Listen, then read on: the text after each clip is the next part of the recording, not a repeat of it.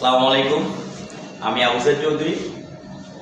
সেদিন এর উপরে ওঠার পরে এলিভেটেড এক্সপ্রেসওয়ে যখন ওঠার পরে দেখতে পাই যে সারাদিন সকালবেলা উঠে ঘুমের থেকে বলি আমি একটা ফ্যাসিস্ট, আমি একটা ফ্যাসিস্ট, আমি একটা ফ্যাসিস্ট।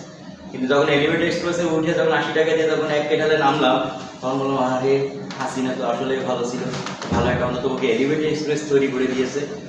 এরপরে কি করলাম, এরপরে পরবর্তীতে আমরা আবার একদিন খুলনা যাওয়ার জন্য রেডি হলাম। রেডি হয়ে খুলনা যাচ্ছি, সারাদিন ঘুমে ঘরে বলতেছি আমি fascist, Sheikh Hasina fascist, fascist, fascist, আর প্যাসিস্ট ছাড়া কোনো কথা হবে না। কিন্তু তখন যখন যাই, যখন পদ্মার উপরে যখন উঠে যাই, তখন পদ্মার উপরে দেখতে পাই 9 কিলোমিটারের মতো প্রায় সদা সেতুর উপরে উঠলাম। আসলে তো প্যাসিস্টের সুন্দর করে একটা ব্রিজ তৈরি করে দিয়ে গেছে।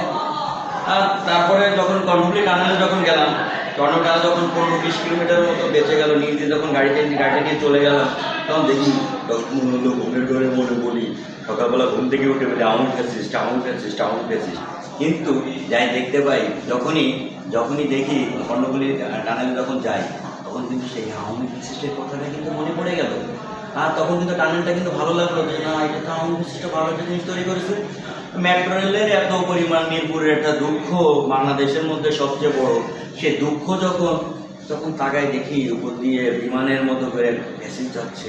আরে ফ্যাসিস্টও একটা আর কিছু না করে দেখ, অন্তত বুকে উত্তরা দিয়াবাড়ি থেকে একটা মতিঝিল পর্যন্ত 120 টাকার মধ্যে ফ্যাসিস্ট একটা করে দিয়েছে, মানুষের কর্মঘণ্টা বাঁচাই দিয়েছে। তখন আমার কিন্তু মনে পড়ে আমি ফ্যাসিস্ট, আমি ফ্যাসিস্ট, আমি ফ্যাসিস্ট। এই আমি ফ্যাসিস্টের কথা মনে করতে করতে তখন কিন্তু আরেকটা জিনিস মনে পড়ে যায়, যখন দেখি যে সিঙ্গাপুরের আদলে যখন আমার বিমানের মধ্যে, যখন আমার এয়ারপোর্টের মধ্যে যখন একটা হয়, তখন এটা দেখে তখন মনে পড়ে আসলে কি আওয়ামী কি ফ্যাসিস্ট। সবচেয়ে বড় ব্যাপার হচ্ছে আওয়ামী ফ্যাসিস্ট। এই ফ্যাসিস্টের বিপরীত কিন্তু তার বিকল্প কিন্তু পথ আছে।